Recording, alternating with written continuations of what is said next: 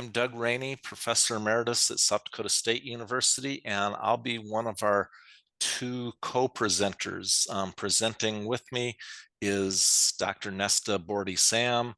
Nesta is an environmental toxicologist in the School of Public Health at the University of Pittsburgh. When he gets to be presenting, if he has more introduction, I will let him.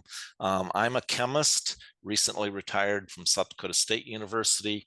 Nesta and I have worked on a few teaching of toxicology projects in the past. So working together on this project with a chemist and a toxicologist was very interesting and exciting. As we get started, a couple housekeeping things is, first of all, if you could make sure to mute yourself if you're not already. And we're going to be holding questions till the very end. So if you do have questions, please wait until the end. If you think you're going to forget the question or it's something kind of urgent, feel free to type it into the chat. As we get started, the other acknowledgement I would like to make is, first of all, this not only is this webinar hosted by Beyond Benign, but this project, this Superfund case study that we're going to present was organized by Beyond Benign, and Monica Hensley, who many of you heard from during your registration, coordinated that project, and Monica was the one tasked with keeping Nesta and I on track. And so want to thank you, Monica. And then also, and you can see the logo down here at the bottom, this project was funded and supported by the Superfund Research Program at MIT. And I'm going to stop my share for just a moment, and if I can find it, there we go. Go to their website. And again, this is the Superfund program at MIT. They have a variety of research projects going on concerning Superfund project. Want to make sure to acknowledge, first of all, Kathleen Van Diver in the Department of Biomedical Engineering at MIT was one that we worked with quite directly. And then also they had a couple trainees, Kumar Bhaskaran from the Department of Chemical Engineering helped provide some feedback as we developed the case study. And then Weijing Khan, unfortunately, I don't see his photo up here on their website. But if you're interested in finding out more about the Superfund, I encourage you to look at their website. They have a variety of educational resources and more research-oriented materials as well. So thank you again to MIT for that. And now as we get started, I'm going to start by launching a poll. And first of all, we're interested in how you teach toxicology in your department. Do you teach it as a standalone course, embedded within green chemistry, organic chemistry? Do you not teach toxicology, or so forth? And we'll give you a minute or two to take this poll. And then this is the first time I've ever done polls in Zoom. So if you scroll down, if it looks like it does on me, there's a second question. And that is, if you have used the Beyond Benign Toxicology for Chemists curriculum modules in any of your teaching. And if you don't know what they are, then apparently you're not using them.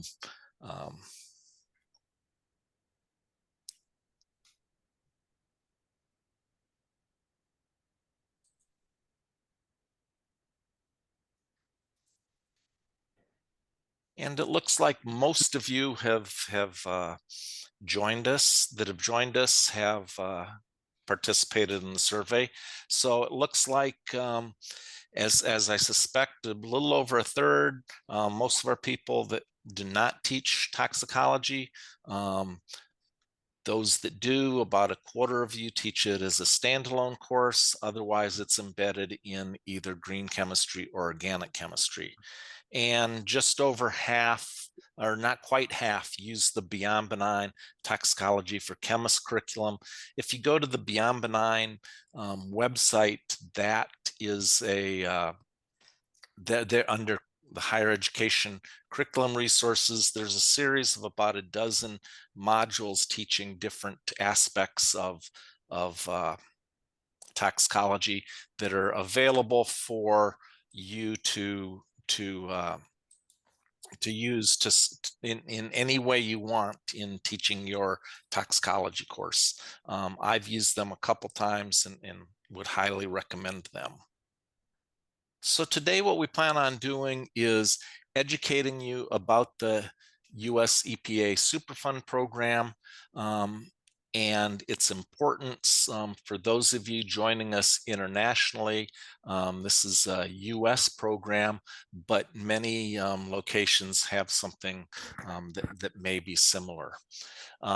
We will also walk you through different approaches to incorporate the case studies into the curriculum, and we're empowering you to adopt and implement these resources as you go into your teaching of toxicology. And so the philosophy as Nesta and I developed this case study, first of all, I have to admit that we were, at least I was a little bit reluctant because I was unfamiliar with the Olin Chemical Superfund site.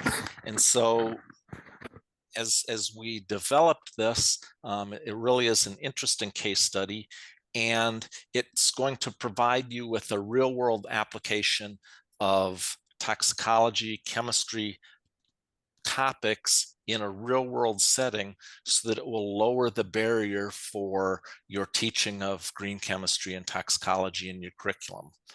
As we did this, we developed the case study into 4 different modules so that you can either adapt the entire case study into your curriculum, maybe doing the different units at different points in time, or you can cut and paste and cherry pick the materials you want.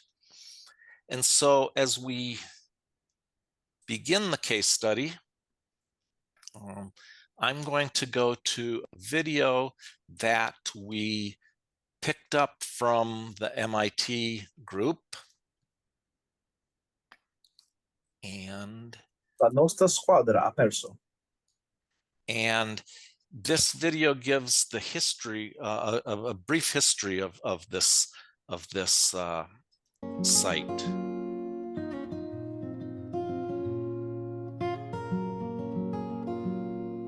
The Olin Chemical Superfund site is located in Wilmington, Massachusetts. Wilmington is an old New England town first settled in 1665 and located about 20 miles north of Boston. With the construction of major interstate highways after World War II, Wilmington's population quadrupled. The boom quickly changed the town from a sleepy farming community to a prime location for the expanding chemical and defense industries. South Wilmington was designated a general industrial zone, and the town welcomed the new tax revenue base in its jobs. In 1952, National Polychemicals broke ground at 51 Ames Street and constructed many labs, offices, and structures to manufacture specialty chemicals for the rubber and plastics industry. As the facility grew and production increased, the company dredged wetland streams into ditches and created lagoons and ponds for their waste. Sediments from the ponds were stockpiled as well. Chemical manufacturing continued at the site under various owners, including Olin Chemical, which acquired the property in 1980. Olin's operations continued until 1986, when it was shut down and abandoned as a manufacturing site. Shortly after that, the site came under the state's regulatory authorities and investigations began to identify specific contaminants of concern.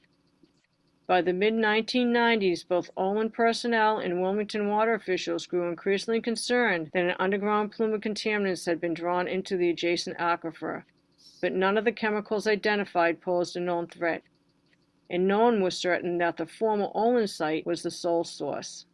In 1999, mothers on the western side of the town began to worry about an unusually high number of children being diagnosed with cancer in their neighborhood. They asked the local Board of Health to request an investigation by the Massachusetts Department of Public Health. The local town board denied their request. Undeterred, the parents, with the assistance of their state representative, directly petitioned the Massachusetts Department of Public Health, and then reluctantly, the local board signed on as well. 2 years into their initial investigation in 2001, the Massachusetts Department of Public Health determined there were elevated cancer rates in Wilmington, accompanied by an unusual pattern of childhood cancer. This warranted a full epidemiological health investigation with a case control study. The thought of a cancer cluster caused alarm throughout the community. Mothers took the lead seeking answers. Over the next several years, 3 main initiatives grew out of the initial panic and confusion. One group began to facilitate health matters between the families with cancers and the Massachusetts Department of Public Health. A second group of town officials and concerned residents joined with representatives from nearby Woburn to ensure that the town of Wilmington hired an independent environmental consultant to investigate the Olin property. A third group met regularly with the Massachusetts Department of Environmental Protection to evaluate a number of contaminated sites and their possible impact on the town's water supply.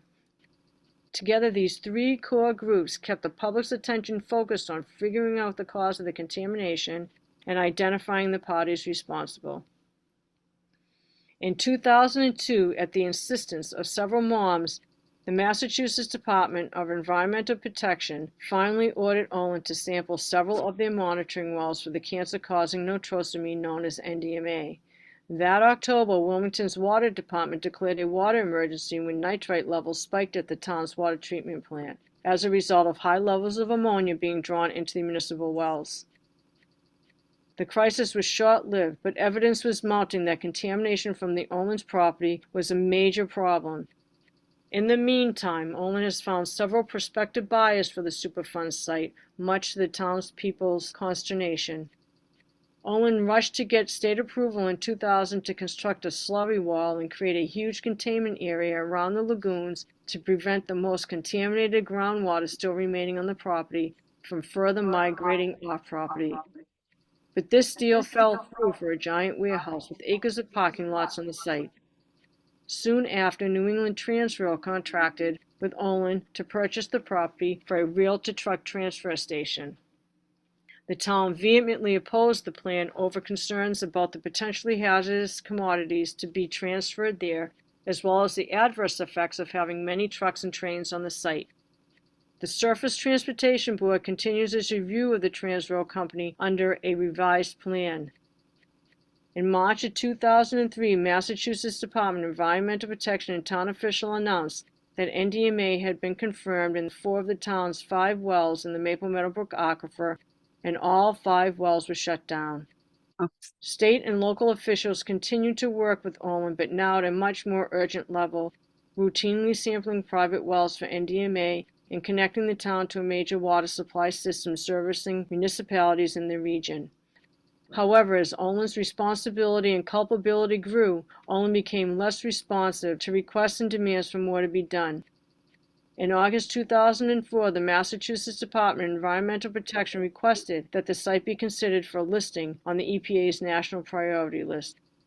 The EPA officially took over in 2006. In March 2021, the Massachusetts Department of Public Health finally issued its Wilmington childhood cancer investigation results. Complex computer modeling was required to plot the NDMA contaminant levels delivered to individual homes over time, including both town's piping and the movement of groundwater. This data provided the necessary historical record for the NDMA exposure.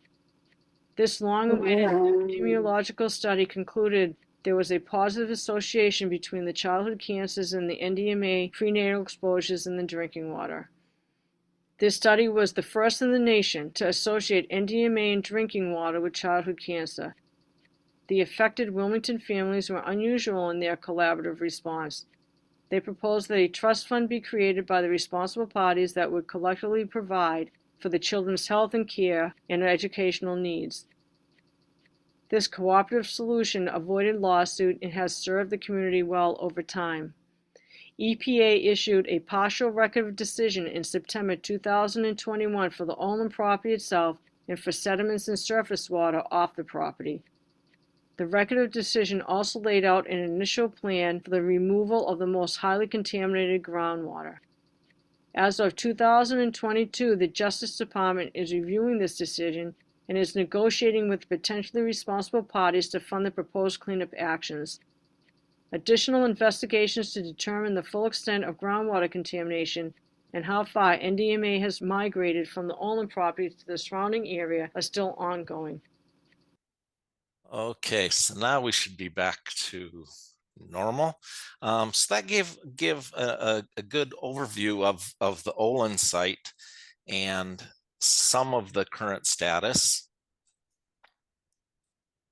And so, as I mentioned, we developed this case study into 4 different modules, 4 teaching modules, the first divided into 2 subunits, and then a classroom follow-up. And so for the teaching modules, I'll turn it over to Nesta to describe these for you. Thank you, Doug. Hello again, everyone. By way of introduction, my name is Nesta Botisam, and I'm a chemist and a toxicologist. I lean more toward the toxicology because that is what my current research is geared toward. But more than happy to answer any questions you may have toward the end. As Doug rightly said, and as the video showed, we'll talk about these 4 modules. The first is Intro to the EPA Superfund. Then we'll talk a bit about Olin Chemical Superfund Site, the toxicity of chemicals at the site, the current status, and then cleanup efforts at the Olin site, and then we'll follow up with a classroom discussion or project. Next slide, please. So for the first unit, the background we recommend is general chemistry, chemical, toxicology, and environmental chemistry. And the major objectives are to describe the EPA Superfund and the National Priority List, discuss and propose the purpose, of the Superfund Program and its successes, and then understand the steps in the Superfund remedial process. Next.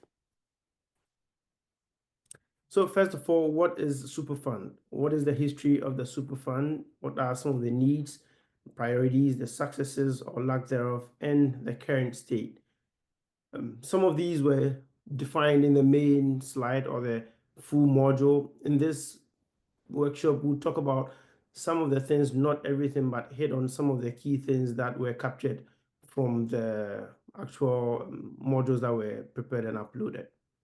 This is the ATSDR, or the Agency for Toxic Substance and Disease Registries list.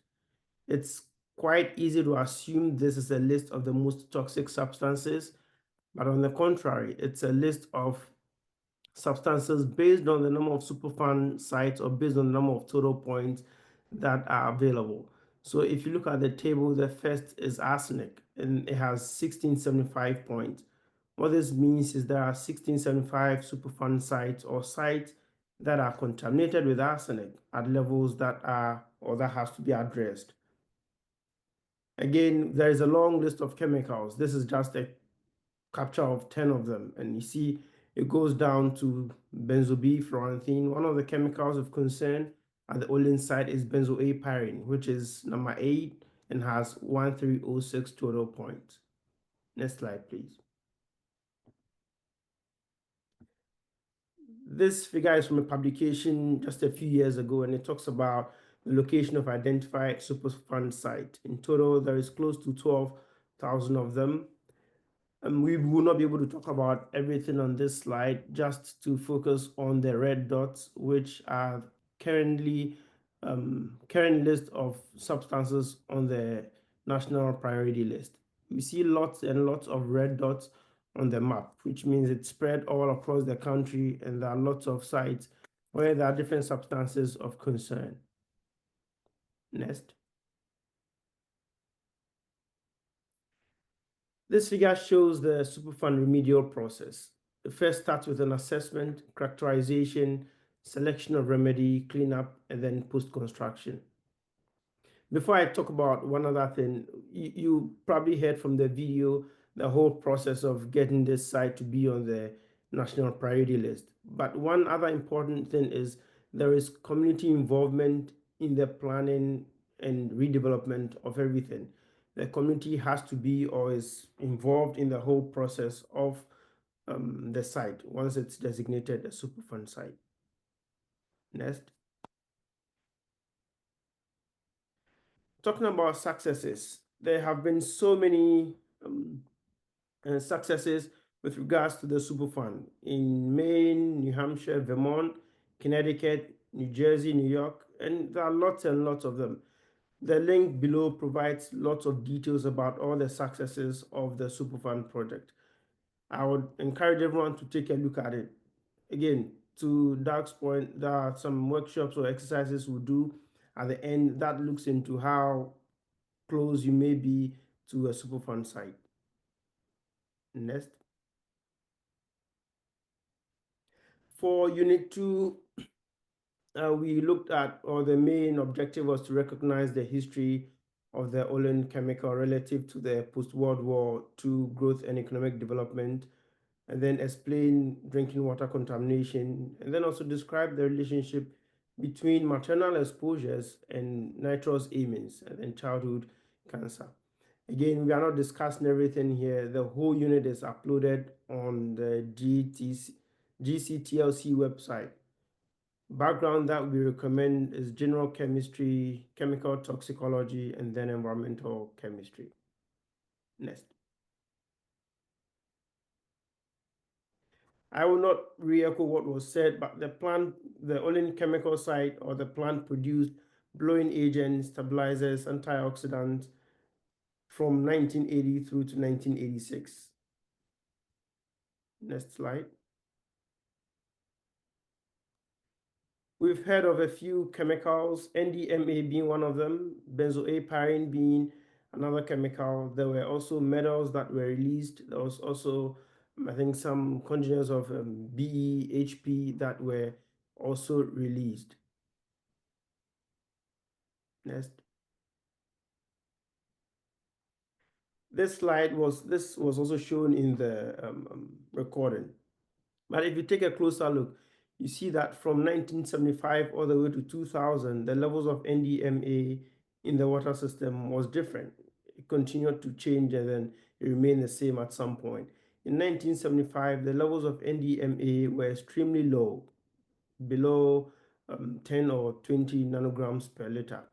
But post the Olin site exposures, the levels increased, and then we see levels ranging from 40 to 60 nanograms per liter, all the way through to the year 2000. Next slide. So the objective of the second unit of these modules were to recognize the toxicological hazards associated with NDMA, BEHP, and benzoapyrene, and then describe the biotransformation processes or how toxic those chemicals could be, and even how they induce toxicity. Again, the background we recommended for this unit was general chemistry, chemical toxicology, and environmental chemistry. These backgrounds would help to understand the concept or some of the discussions even better. Next. For toxicology, the first question we may ask is what happens after we are exposed to a substance, right? Whether it's dermal, whether it's inhalation, or whether it's ingestion. And then how does the body try to process this chemical or these chemicals? If there are two different chemicals that may work through a similar mechanism, how does it affect how does it affect the human body overall? How does the body break down all these substances? And what is the potential impact upon exposure? These and many more were some of the concepts that we talked about in this particular module. Next.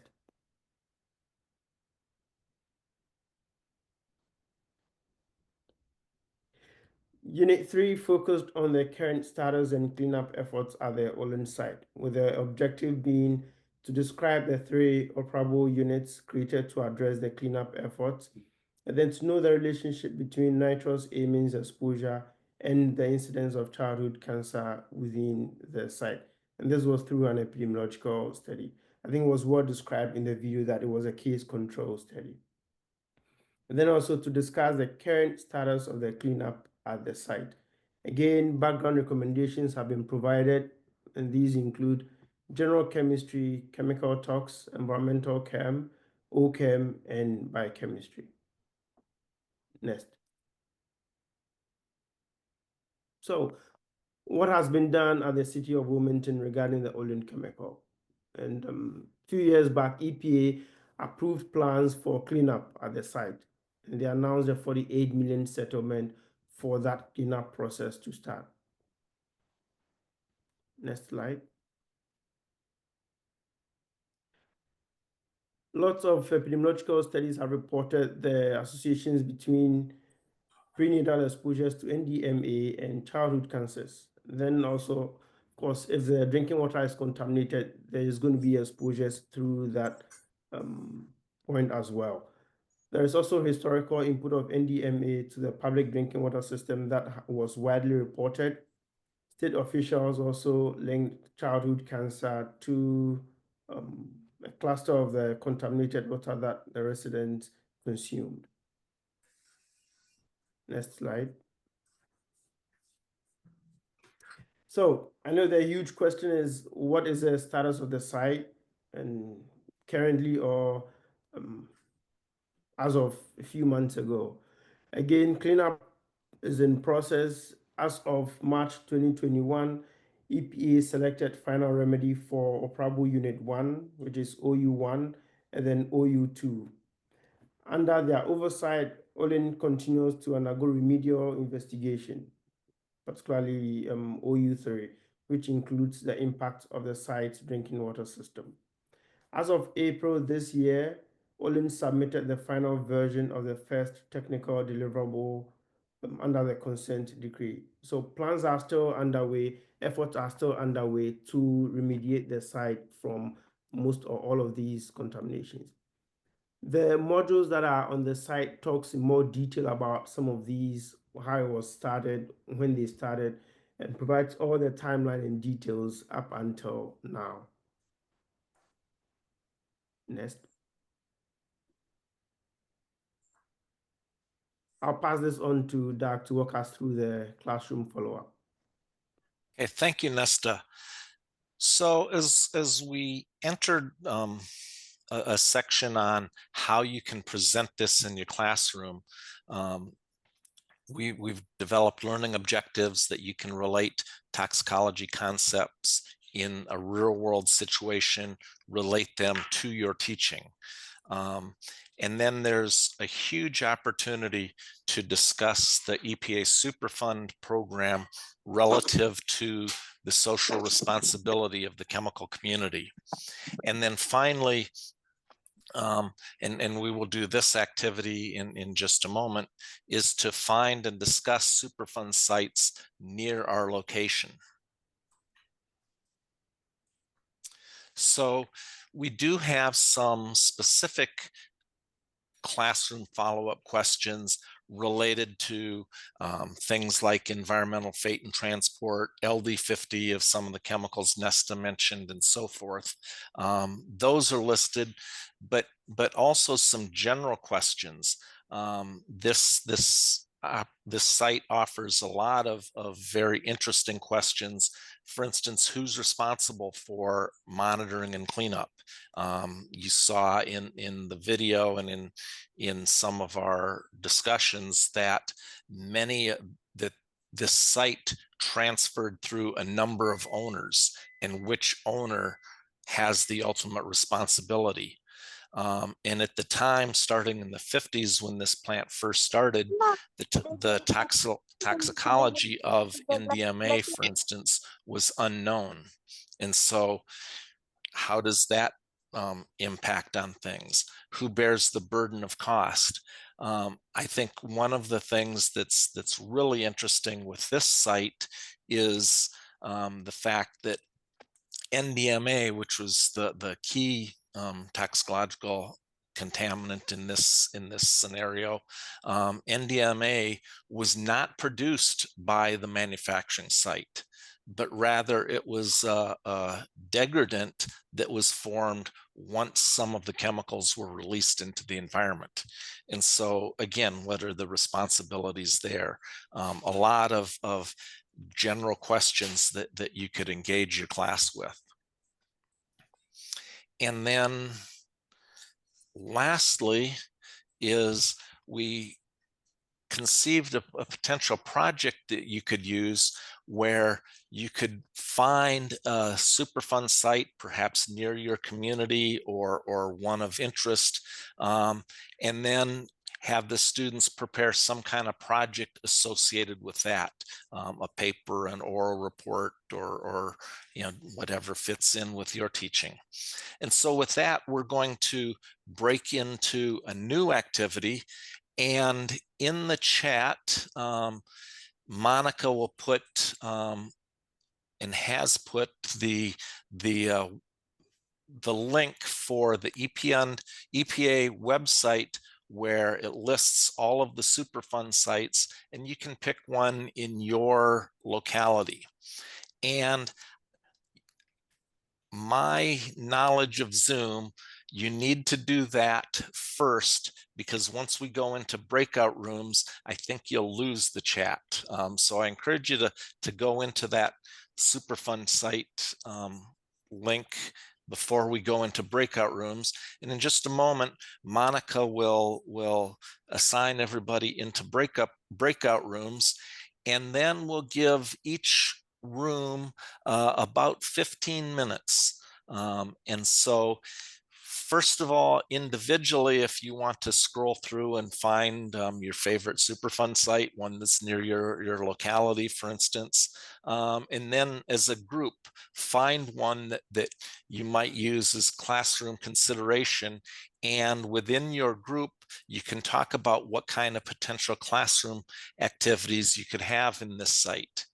And then once we get back together in 15 minutes at 11:55, then we will ask each group to give a brief report on what happened in their group. So with that, I guess we're ready to join our breakout rooms. Thanks. I guess I could start. I guess I'll start. Okay, yeah. So we were all from Pennsylvania. So we were looking, but we're on two different sides of the state. So we actually kind of didn't pick one. But we talked. I have one that has been remediated very close to me, but then one that has not, right next to it. So that was interesting to see.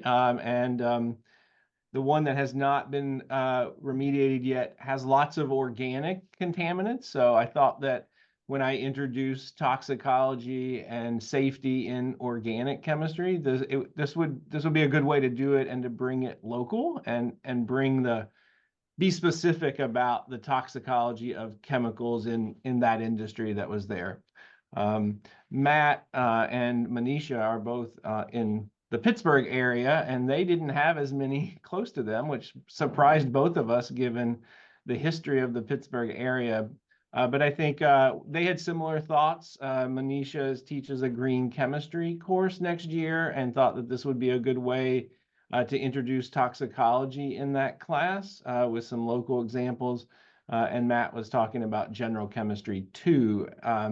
And talking about some of the contaminants that you have in water and land, not just air. So that's what we talked about. Yeah, Lloyd, I agree with your assessment. And I'm in the Pittsburgh area as well. And the slippery rock is one of the things I had mentioned to Doug just before or after the breakout session. There have been comments or discussions around Slippery Rock, and they have the Superfund site, which was inspected a few years ago, but it wasn't declared a Superfund site. Residents are having different opinions and thoughts about it. Again, and maybe somebody else has opinions on that. One of the things I was surprised when I looked there, we don't, in our area in rural South Dakota, there's not any sites, or I didn't expect any sites, but surprisingly there were a couple that I'd never heard of. And so I think you can find some surprising things on that website. Yeah. Thank you, Lloyd. I think I'm also surprised. We had a big refinery that caught on fire that's being remediated, and it's not on this list, which is right, because they are finding all sorts of chemical plumes underground as they dig, and they're excavating it now, and they're finding all kinds of stuff that they didn't expect, and it's not even on here. To your point, yeah. Well, and one of the things, if you look at the timing of the Olin site, it's quite a bit of time. I mean, if you think of, first of all, an environmental discharge, now it has to migrate in the environment to where it causes harm. Then it has to cause the harm. And if it's something like cancer, there's quite a lengthy latency period. And then you have to petition to be selected to be placed on the national priorities list. So it's not a speedy process by any means. No. Yeah. Any other contributions from the other groups?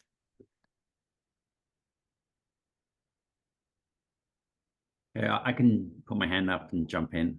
So we were group one. So there was Catherine and Annette, who are both high school related, and Catherine's teaching, I think, green chemistry toxicology for the first time at the high school. And I'm actually teaching at the university, green chemistry, our first foray into it. So we actually just generally talked about issues around teaching these courses and the resources that we're using. So we didn't specifically go into the site, although, so I'm based in Alberta, Canada. So I opened Montana, and there was surprisingly a lot of these sites in Montana. So I just clicked on the place that I've actually been to, and was just looking at that just briefly, but we didn't get around to doing the exercise. So I apologize for that. No, not at all, Scott.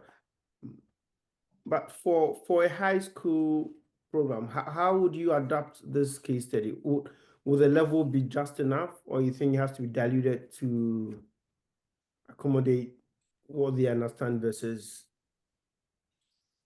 I think the general conversation was as a discussion point for high school students to actually get them to care. They're a good point to start, I think. And I think the feeling in the group was, if you can stimulate your students to care, then they're going to take more action, even if it's a small action, and then they might pass on the word to other students, and then the community grows.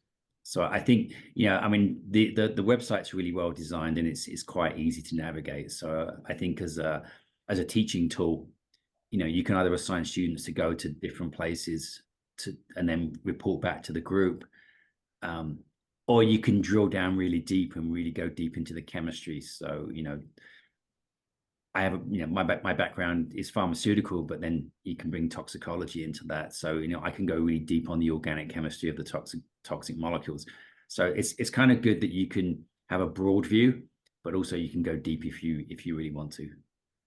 And I like that opinion on getting students to care.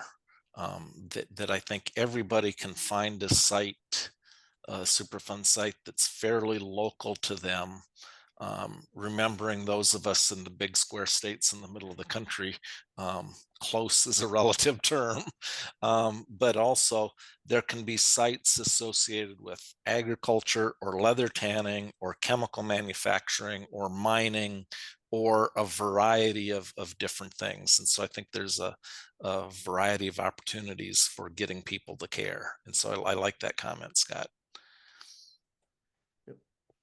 Same here. Yeah. As we're moving from this particular activity, and if there are other comments on that, do we have any other questions on this particular case study? Some of the things Nesta went through with the case study, or maybe didn't quite get a chance to do, or anything in general on case studies in green chemistry, on EPA Superfund, teaching toxicology, any questions in general?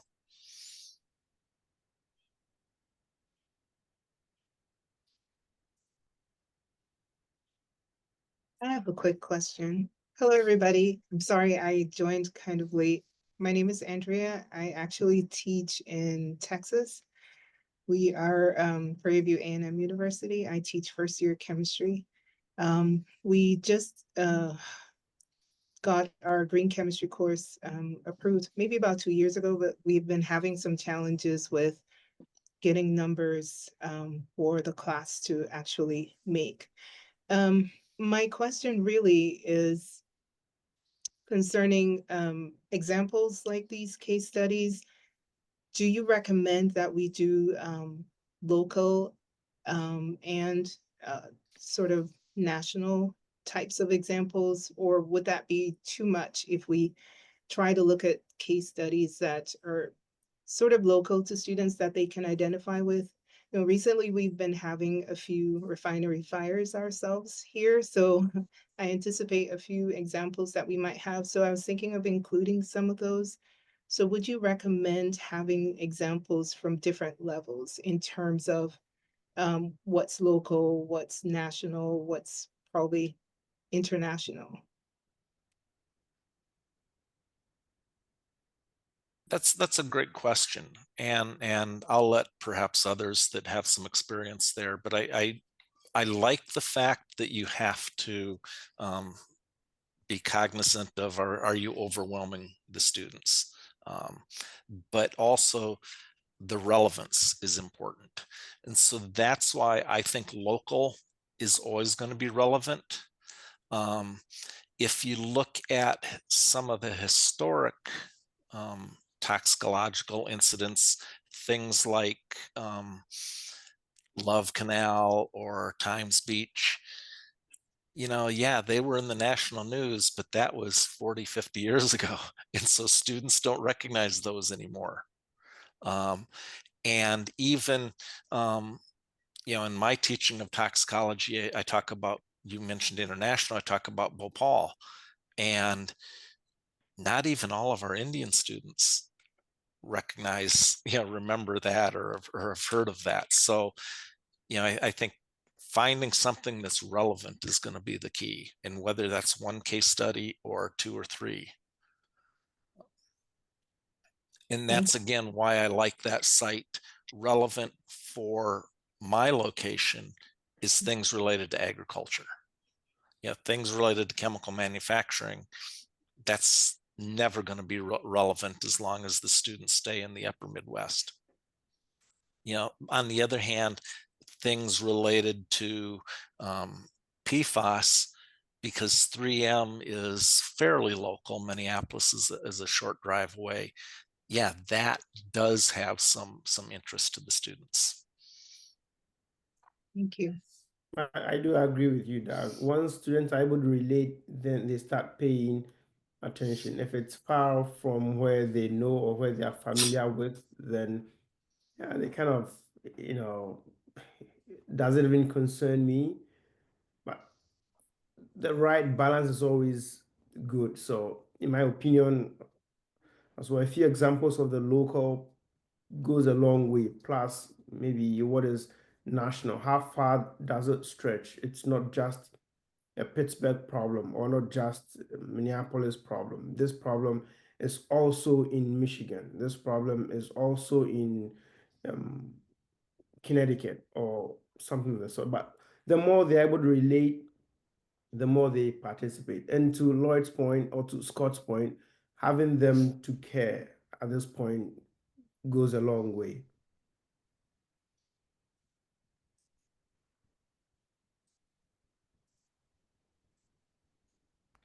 But yeah, sometimes well, I was speaking with a student yesterday, and there was a class she was supposed to register for. Because of the chemistry, she said no, she couldn't take it. But it was a green chemistry class. So because there is chemistry there, she said, no, I don't want to take chemistry. My chemistry background is weak. And I don't know if there is a way to find a topic that will be more attractive. Lately, that is what we are being pushed toward. A title that would attract the students instead of maybe the chemistry, because a lot of students are also, they think the chemistry is, yeah, it's the O-chem, they have to study inorganic chem or do X, Y, and Z in chemistry. So that sometimes pushes them away from registering for the class. And that's where the whole issue of getting students to take your course, getting enough students to make. One of the things I would recommend is if you go to the GLTLC and the toxicology modules, there's one that's a series of what they call tox tidbits. And it's 5 to 10 minutes of here's PFAS and here's the chemistry of PFAS and why it's of concern. And I'm not saying you have to use these tox tidbits, but if you can, whether it's in Gen Chem or an upper division course, if you could just introduce something for 5 or 10 minutes, and now if you can spark the students' interest, maybe they'll want to take your full course in green chemistry or toxicology or whatever. Thank you. I'll try it. We also, so for us, it's a little bit of logistics when the classes are added and whether or not people have already registered or if they can use it as an elective. So that's part of the issue. But we decided to do an awareness campaign kind of thing. So our chemistry club designed 2 flyers for the green chemistry course, basically explaining what it's about. And we've tried making banners. So we're planning to do a lot of advertising for ourselves, basically telling people that they don't have to be afraid. It's not as much chemistry as they think, to sort of get people to see that it's something that basically any major can take. Well, that's how we designed ours, that any student can take our green chemistry class. So we're hoping after this semester, we'll see how that campaign goes. So I know several others of you on the webinar have successful green chemistry classes. How did you build your success?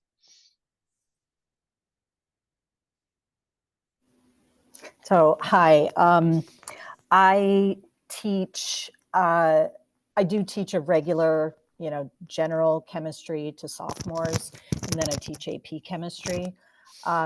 But what I'm always trying to do is kind of hype my electives. Now, I teach this toxicology in the one semester, and then the other one is organic chemistry. And yeah, my enrollment is not the same as survival science and aquaponics and the, conservation biology where they're going out to the marshes. But, I try to hype it. I try to get students in and, tell them all that's great. And you can tag as many butterflies and birds as you want, but chemistry is going to be the solution to all of our environmental problems. So this is where you need your basis of your education. get some of them and some of them not, you know, because I mean, going out to the marshes and collecting data is a whole lot more fun than, you know, looking at the chemistry of it. But like I said before, you know, I do my best.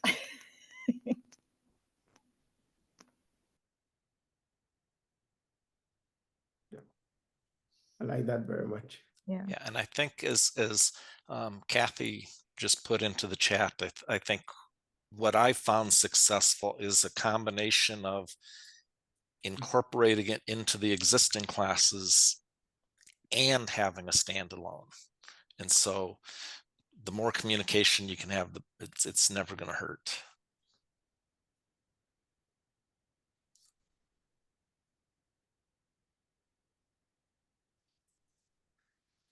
Any other best practices for incorporating toxicology and green chemistry into the curriculum?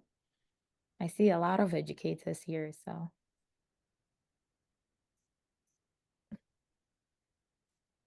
Okay, that is fine.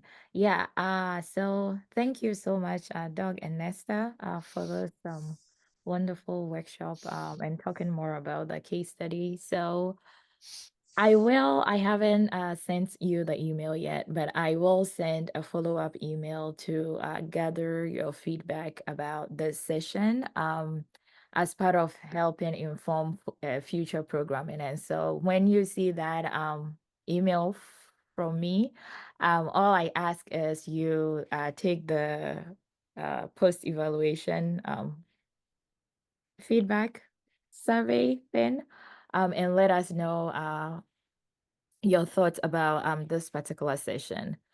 So we have at Beyond Benign a couple of other events that might be of interest to some of you. So we have the Green Chemistry Connections, which is a monthly webinar to learn more about what is happening in the green chemistry community. And that happens every Wednesday from September. So it started last month and will be going till May 2025. And the next one, the October session will be next Wednesday, I believe, from 5 to 7 a.m. They're trying to make it global, and so the time changes for each month. But I know this might be a bit early or might work for some of the folks in yours. And so if the time works for you, please do well to join. And we also have an info session on the green chemistry commitment. So if that is something you are interested in learning more about, there is one coming up at the end of this month. And Glenn, who is at the University of York, will be there to share a bit about his work with students and promoting green chemistry. And so please show up if you have the time to. Next slide. Yes, and we also do have a GCTLC, so that has been going on a lot in this session. So this is an online platform, Green Chemistry Teaching and Learning Community, where you can connect with people and find resources on teaching toxicology and green chemistry and sustainability as well. And so if you are not a member, if you haven't joined yet, I encourage you to scan the QR code and create an account and just explore and see what is there that could be helpful in your teaching. And we do also have a forum on the GCTLC. If you have any questions about this session, this workshop in general that you would like to follow up on, I do encourage you. I'll put the link in the chat in a second, but yeah, just put all your questions there, and I will pass the mic back to Nesta and Doug to round us up. Thank you.